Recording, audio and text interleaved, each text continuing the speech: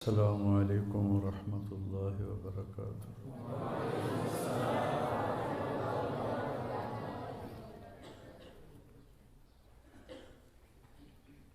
کیا حال ہے؟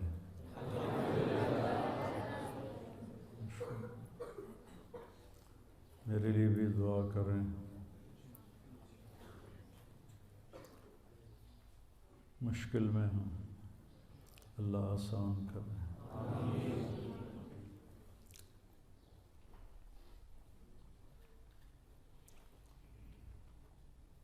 بسم اللہ الرحمن الرحیم، والصلاة والسلام علی رسولہ الکریم وعلی آلہ واصحابہ اجمعین، اما بعد۔ اللہ تعالیٰ نے دنیا اور آخرت میں کامیابی کا معیار اسلام کو بنایا ہے۔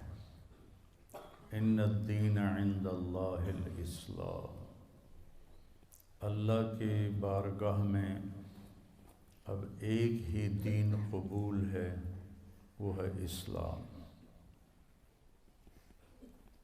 وَمَن يَبْتَغِ غَيْرَ الْإِسْلَامِ دِينًا فَلَن يُقْبَلَ مِنْهُ وَهُوَ فِي الْآخِرَةِ مِنَ الْخَاسِرِينَ۔ جو اسلام کو چھوڑ کر کسی اور راستے پر چلے گا، وہ اللہ کے ہاں قبول نہیں ہوگا اور وہ آخرت میں ناکام ہوگا۔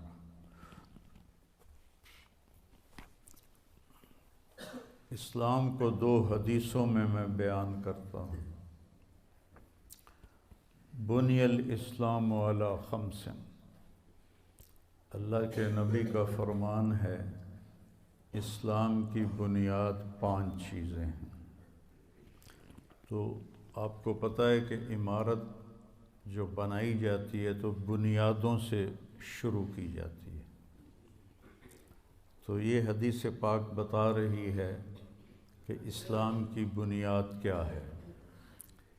ایک لا الہ الا اللہ محمد الرسول اللہ کی گواہی دینا، پھر نماز پڑھنا، روزہ رکھنا، زکوٰۃ دینا اور حج کرنا۔ تو اللہ تعالیٰ نے، اللہ کے نبی نے جیسے روزے کو پیش کیا نا، یہ کسی عمل کو ایسے پیش نہیں کیا کہ آپ ممبر پہ کھڑے ہوئے اور فرمایا ماذا یستقبلکم وماذا تستقبلون، وہ کون آ رہا ہے، تم کس کے سامنے جا رہے ہو۔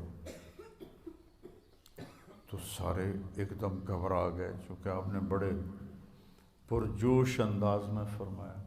پھر فرمایا ماذا یستقبلکم وماذا تستقبلون، وہ کون آ رہا ہے، تم کس کے سامنے جا رہے ہو۔ پھر اور صحابہ پریشان ہو گئے۔ پھر آپ نے تیسری دفعہ فرمایا ماذا یستقبلکم وماذا تستقبلون، وہ کون آ رہا ہے، کس کے سامنے جا رہے ہو۔ تو عمر رضی اللہ تعالیٰ عنہ کھڑے ہو گئے، یا رسول اللہ اوحی نزل، کیا کوئی وحی آئی ہے۔ آپ نے فرمایا نہیں۔ تو پھر انہوں نے پوچھا اعدو حضر، کوئی دشمن آ رہا ہے جو آپ نے دیکھ لیا ہے۔ آپ تو آپ کو غیب کے پردے ہٹا دیتا تھا اللہ آپ سے۔ اعدو حضر، کیا کوئی دشمن آ رہا ہے۔ آپ نے کہا نہیں۔ کہا تو پھر کیا ہے۔ آپ نے کہا رمضان آ رہا ہے۔ یہ تعبیر نہ نماز کے لیے ہے، نہ حج کے لیے ہے، نہ زکوٰۃ کے لیے ہے، اور نہ جہاد کے لیے ہے، نہ تہجد کے لیے ہے، نہ ذکر کے لیے ہے، نہ تلاوت کے لیے ہے۔ کسی عمل کی یہ تصویر کشی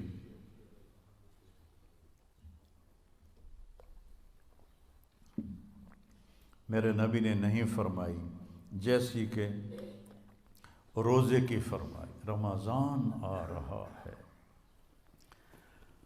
اور دوسری حدیث میں فرمایا اگر میری امت کو پتہ چل جائے لو یعلم امتی ما رمضان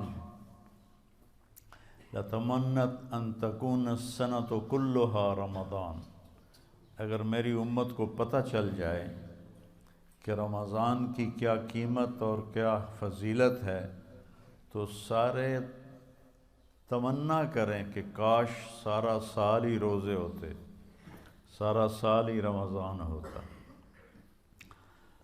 تو پھر اللہ تعالیٰ نے اس کی فرضیت کو یا ایھا الذین آمنوا بڑے اعزاز کے ساتھ، کسی امت کو اللہ نے یا ایھا الذین آمنوا نہیں فرمایا، اس سے پہلے جو مسلمان امتیں گزری ان کی کتابوں میں یا ایھا الذین آمنوا کا لفظ کوئی نہیں ہے۔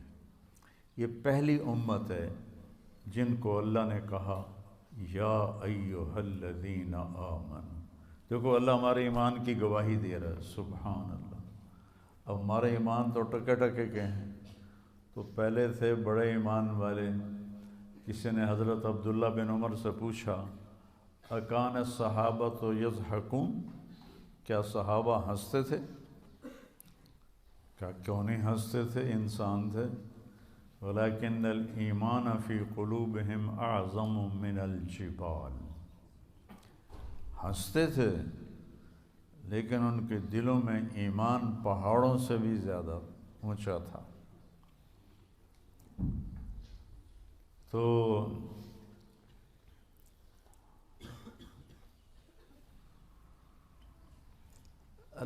اللہ کے نبی نے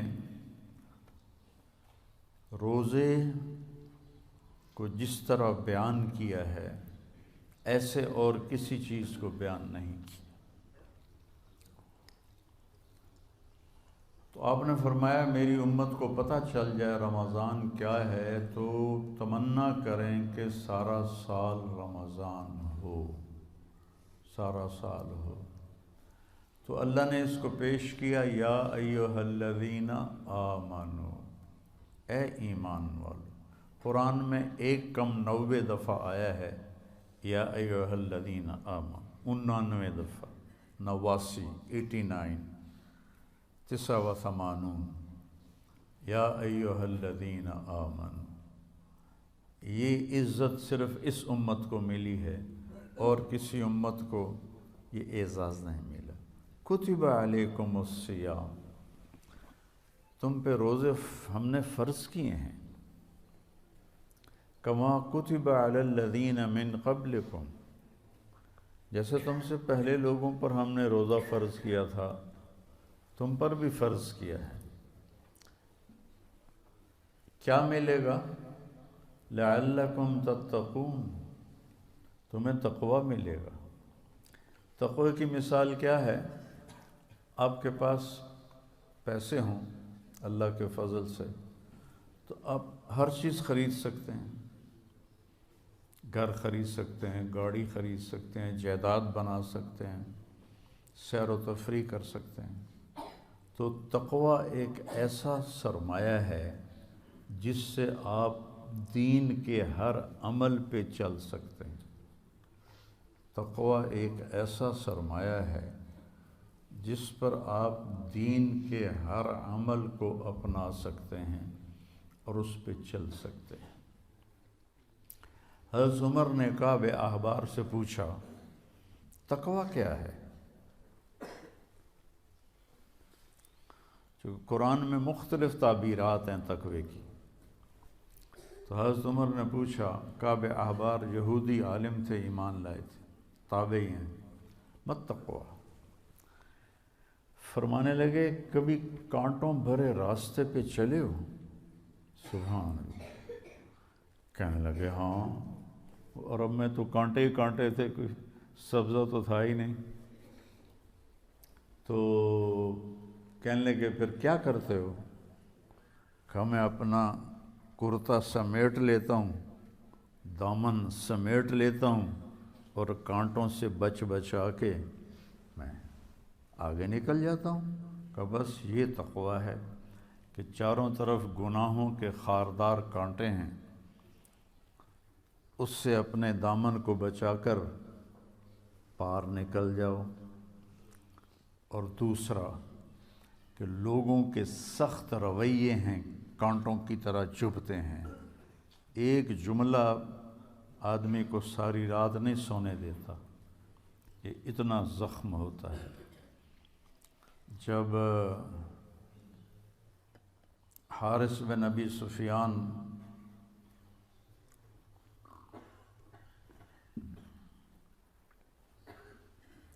اور عبداللہ بن کیا تھے،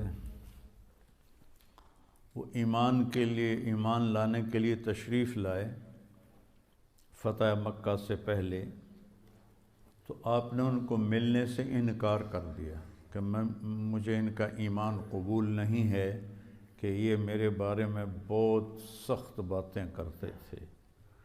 طائف والوں نے پتھر مارے، جب وہ آئے تو ان کا استقبال کیا، ان کے ساتھ بیٹھ کے رات کا کھانا کھاتے تھے۔ ایک رات نہیں کھایا تو آ کے معذرت کی کہ میری تلاوت رہ گئی تھی اس لیے میں نہیں آ سکا، اور یہ ایک پھوپھی کا بیٹا ہے اور ایک تایا کا بیٹا ہے۔ تو ابو سفیان بن حارث صاحب کے سب سے بڑے تایا تھے، کہ مجھے ان کا ایمان قبول نہیں ہے، یہ میرے بارے میں بہت سخت باتیں کرتے تھے۔ پھر حضرت ام سلمہ نے سفارش کی تو پھر ان کو بلایا۔ تو لوگوں کے سخت رویے کانٹوں کی طرح ایسے راستے میں ہیں، تو ان میں الجھنے کی بجائے دامن بچاؤ، کان بند کرو اور آگے چلے جاؤ، جواب دینے کے چکر میں نہ پڑو، اور اپنے دل کو صاف کر کے آگے نکل جاؤ۔ زبان کا بول، وَهَلْ يَكُبُّ النَّاسَ فِي نَارِ جَهَنَّمَ إِلَّا حَصَائِدُ أَلْسِنَتِهِمْ، معاذ تمہیں پتہ ہے سب سے زیادہ جہنم میں دھکا دینے والی زبان ہوگی۔ تو لوگوں کی کڑوی سن کر برداشت کرو، اور اپنی زبان میں شہد بھر لو، میٹھا بول بولو، غصے میں بھی خیال کرو ایسا بول نہ نکلے جو اگلے کو زخمی کر دے۔ تو روزے کے ساتھ کیا ہوتا ہے؟ تقوی مل جاتا ہے۔ جب تقوی ملتا ہے، مَن يَتَّقِ اللَّهَ يَجْعَلْ لَهُ مَخْرَجَ وَيَرْزُقْهُ مِنْ حَيْثُ لَا يَحْتَسِبُ، جو تقوی اختیار کرتا ہے اللہ تعالیٰ اس کو وہاں سے رزق دیتا ہے، اس کو ہر تنگی سے راستہ دیتا ہے، اور وہاں سے رزق دیتا ہے جہاں سے اس کو وہم و گمان بھی نہیں ہوتا۔ حضرت مقداد رضی اللہ تعالیٰ عنہ پیشاب کرنے گئے، تو سامنے ایک سوراخ تھا، جہاں وہ بیٹھے پیشاب کر رہے تھے سوراخ تھا، تو ایک چوہا اندر سے نکلا اور 1 دینار آپ کے سامنے پھینک کے اندر چلا گیا، پھر گیا، پھر ایک دوسرا دینار لے کے آیا، پھر 3، پھر 4، پھر 5، پھر 6، پھر 7، پھر 8، 19 دینار اس نے اپنے سوراخ سے نکال کے حضرت مقداد کے سامنے پھینک کے اندر چلا گیا۔ وہ بڑے بھی حیران پریشان، انہوں نے وہ اٹھائے، فارغ ہو کر آ کر اللہ کے نبی کو پیش کیے کہ یا رسول اللہ، میرے ساتھ تو یہ قصہ ہوا ہے، آج چوہے نے مجھے مالدار بنا دیا۔ تو آپ نے فرمایا یہ رزق ہے جو اللہ نے تجھے عطا کیا ہے۔ پھر یہ آیت پڑھی، مَن يَتَّقِ اللَّهَ يَجْعَلْ لَهُ مَخْرَجَ وَيَرْزُقْهُ مِنْ حَيْثُ لَا يَحْتَسِبُ۔ اب یہ راستہ صرف مسلمان کے پاس ہے کہ اگر وہ تقوی اختیار کرتا ہے تو اسے اللہ وہاں سے دے گا جس کا اس کو وہم و گمان بھی نہیں ہوگا۔ مَن يَتَّقِ اللَّهَ يَجْعَلْ لَهُ مِنْ أَمْرِهِ يُسْرًا، جو تقوی اختیار کرے گا اللہ اس کے لیے آسانیاں پیدا کر دے گا۔ من یتق اللہ یکفر عنہ سیئاتہ ویعظم لہ اجرا، جو تقوی اختیار کرے گا اللہ اس کے گناہوں کو معاف کر دے گا، صاف کر دے گا۔ یکفر کا مطلب ہوتا ہے نشانی مٹا دینا، عفا کا مطلب ہوتا ہے چھپا دینا، اور تکفیر کا مطلب ہوتا ہے نشان مٹا دینا۔ اللہ ان کے گناہوں کے نشان مٹا دے گا اور ان کا اجر بہت زیادہ کر دے گا۔ ان تصبروا وتتقوا لا یضرکم کیدہم شیئا ان اللہ بما یعملون محیط۔ تم صبر اور تقوی اختیار کرو تو دشمن کی کوئی چال تمہارے اوپر کارگر نہیں ہوگی، اللہ ان کا گھیرا ڈالے ہوئے ہے، ان کے گرد گھیرا ڈالے ہوئے۔ تو روزے کا صلہ بتایا گیا ہے تقوی، کہ اس سے انسان کو تقوی حاصل ہوتا ہے، اللہ کی خشیت، اللہ سے حیا کو تقوی کہتے ہیں۔ ایک گناہ نہ کرنا کہ دوزخ میں جاؤں گا، یہ بھی ایمان کا حصہ ہے۔ ایک گناہ نہ کرنا کہ مجھے اللہ سے شرم آتی ہے، مجھے اللہ سے حیا آتی ہے، یہ حیا کا جو درجہ ہے یہ خوف کے درجے سے بڑا ہے، خوف کے درجے سے حیا کا درجہ بڑا ہے۔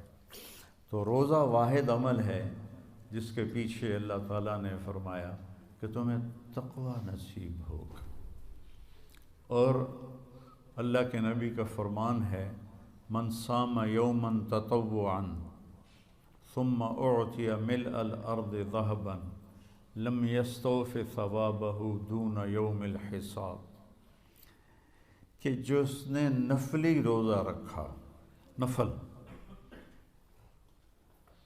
جو آپ کی نفل زائد کو کہتے ہیں، جس نے نفلی روزہ رکھا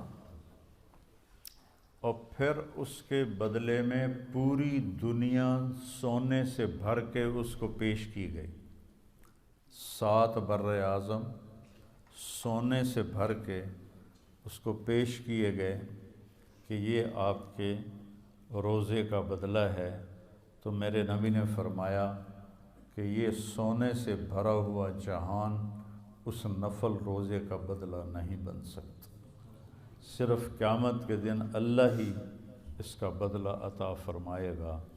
تو فرض روزے کو حضرت علی نے فرمایا جو ایک روزہ چھوڑ دے فرض اور پھر قیامت تک روزے رکھتا رہے، زندگی بھر نہیں، قیامت تک زندہ رہے اور روزے رکھتا رہے، تو اس ایک فرض روزے کے اجر کو حاصل نہیں کر سکتا۔ پہلی امتوں پہ روزہ 24 گھنٹے کا تھا،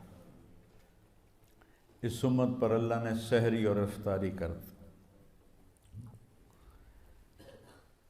سہولت کر دی، آسانی کر دی کہ سحری بھی کھاؤ اور سحری کو اجر قرار دے۔ ان اللہ و ملائکتہ لیصلون علی المتصحرین، اللہ سحری کھانے والوں پر اپنی رحمت اتارتا ہے، وہ فرشتے ان کے لیے دعا کرتے ہیں۔ ایک دفعہ آپ سحری کا کھانا کھا رہے تھے تو بکرے کی سری پکی ہوئی تھی، حضرت علی رضی اللہ تعالیٰ عنہ اور ارباز بن ساریہ اور حضرت مقداد، یہ 3 آپ کے ساتھ بیٹھ کے سحری فرما رہے تھے۔ حضرت بلال آئے، یا رسول اللہ صبح ہو گئی ہے تو آپ اب کھانا چھوڑ دیں، میں اذان دینے جا رہا ہوں۔ یہ کہہ کر چلے گئے۔ جب وہ ایک انصاری عورت کا گھر تھا، اس کی چھت پہ چڑھ کے اذان دیا کرتے تھے، تو جب چڑھنے لگے نا تو پھر خیال آیا میں جا کے دیکھوں کہ اللہ کے نبی نے کھانا بند کیا کہ نہیں کیا، تو واپس آئے تو آپ کھا رہے تھے، تو کہنے لگے یا رسول اللہ واللہ لقد اصبحت، اللہ کی قسم صبح ہو گئی ہے۔ تو آپ نے ہاتھ کھینچ لیا، کہا ارے بلال ابھی صبح نہیں ہوئی تھی، تیری قسم کو جھوٹا نہ ہونے سے بچانے کے لیے اللہ نے صبح کو پہلے نکال دیا۔ یہ بلال کی شان ہے۔ تیری قسم جھوٹی نہ پڑ جائے، اللہ نے صبح کو پہلے نکال دیا۔ اور حضرت علی نے فرمایا اگر بلال قسم نہ اٹھاتا تو جب تک اللہ کے نبی کھاتے رہتے صبح نہیں ہونی تھی۔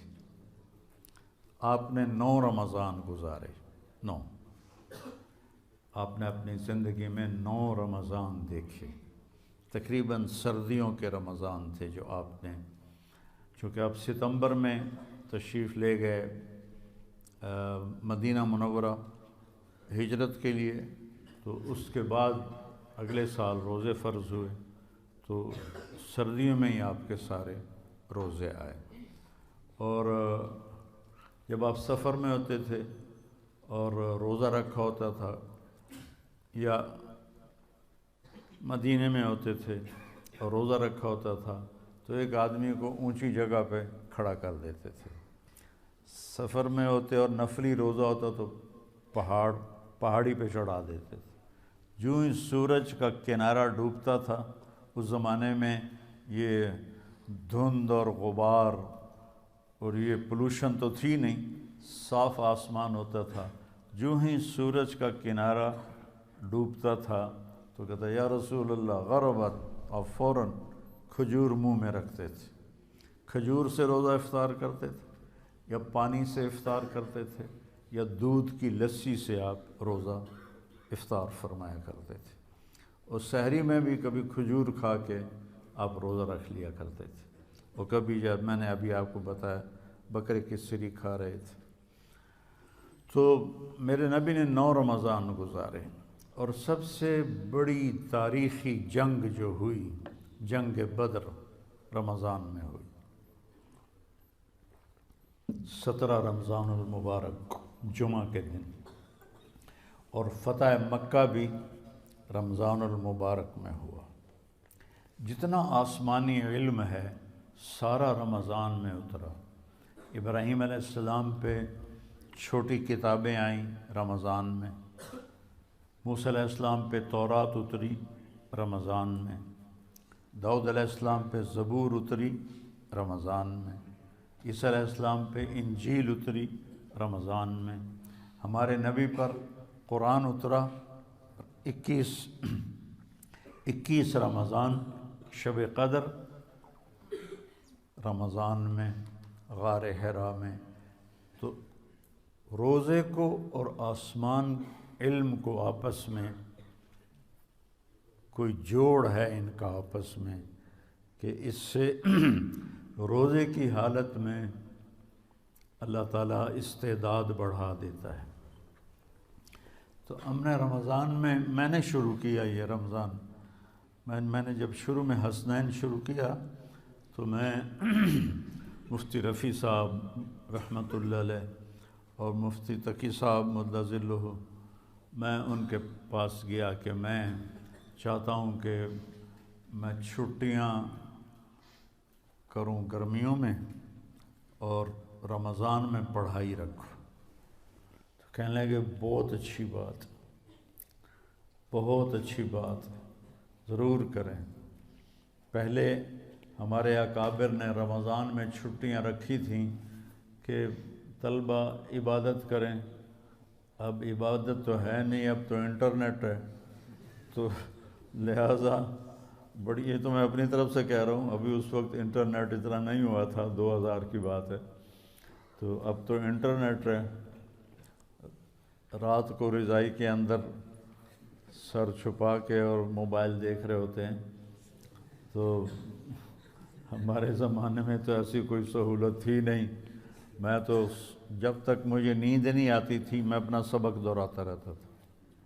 جو دن میں سبق پڑھا، میں نے کیسے کتابیں یاد کیں، ایسے بیٹھ کے رٹا نہیں لگایا، مطالعہ کیا، سبق پڑھا، تکرار کیا، اور پھر سارا دن اس کو چلتے پھرتے دہراتا رہتا تھا، اور جب تک میں بستر پہ نیند نہیں آ جاتی تھی میں اس سبقوں کو دہراتا رہتا تھا، تو مجھے کتابیں یاد ہو گئیں ساری، ازبر، الف سے لے کر یا تک کتابیں یاد ہیں، اور صرف نافتوں میں بیت الخلاء میں بھی دہراتا رہتا تھا۔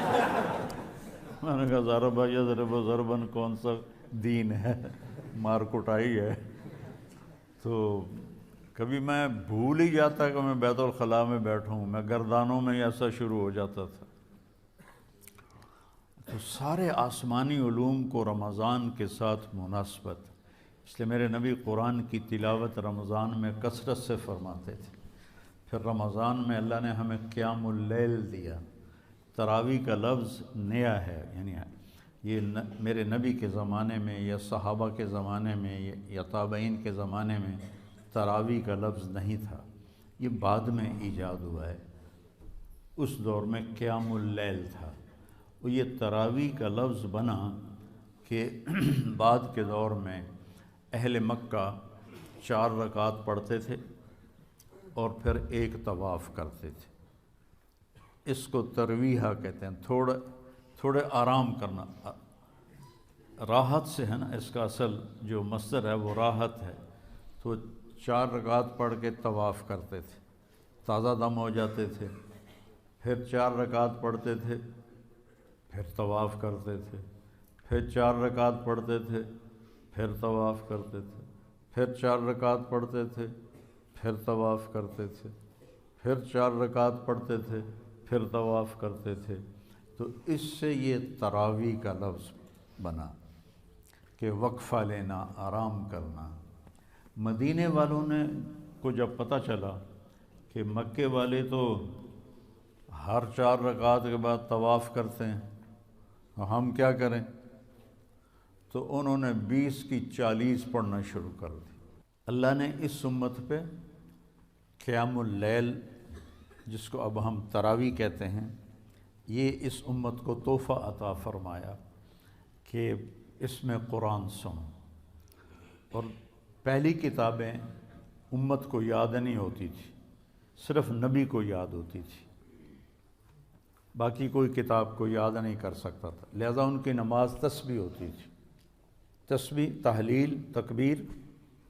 تو ہمیں تو اللہ قرآن دیتا ہے، اگر قرآن کی سمجھ ہو تو کتنے کبھی جنت کے نظارے، کبھی دنیا کی بے ثباتی، کبھی ایمانی صفات، کبھی اخلاق، کبھی سخاوت، کبھی جہنم، کبھی توحید، کبھی رسالت، کبھی آخرت، کبھی دنیا کی حقارت، کبھی آپس کے معاملات، کبھی آپ میاں بیوی کا تعلق، باپ اولاد کا تعلق، بھائی بھائی کا تعلق، تجارت کے مسئلے، زراعت کے مسئلے، حکومت کے مسئلے۔ قرآن تو ایک غنچہ نہیں ہے، ایک گلستان ہے جس میں پھول ہی پھول کھلے ہوئے ہیں۔ ابو ریحانہ رضی اللہ تعالیٰ عنہ جہاد کے سفر میں تھے، واپس آئے تو بیوی سے کہنے لگے 2 نفل پڑھ لوں۔ آخر ان کو بھی تو شوق ہے کہ میں بیوی سے خلوت میں ہوں، 2 نفل پڑھ لوں؟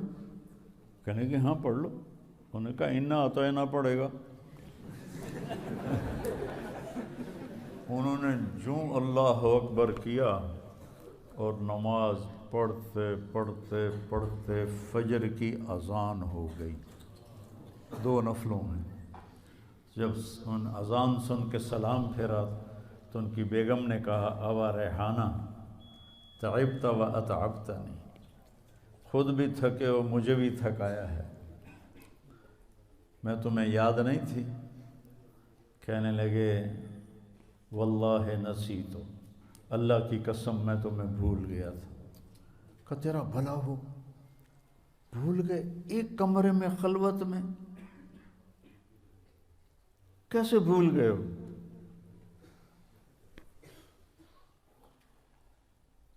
کہنے لگے جب میں نے قرآن شروع کیا نا تو میرے سامنے جنت جہنم کے نظارے ایسے آئے کہ مجھے یاد ہی نہیں رہا کہ میں کہاں کھڑا ہوں، مجھے یاد ہی نہیں رہا۔ تو قرآن اللہ نے ہمیں یاد کروا دیا، اس کو سینوں میں محفوظ فرما دیا، اور رمضان میں کہا سارے مل کے قرآن سنو۔ اور قیام اللیل کے ہر سجدے پر 1500 نیکی لکھی جاتی ہے، ہر سجدے پر 1500 نیکی لکھی جاتی ہے۔ تو اگر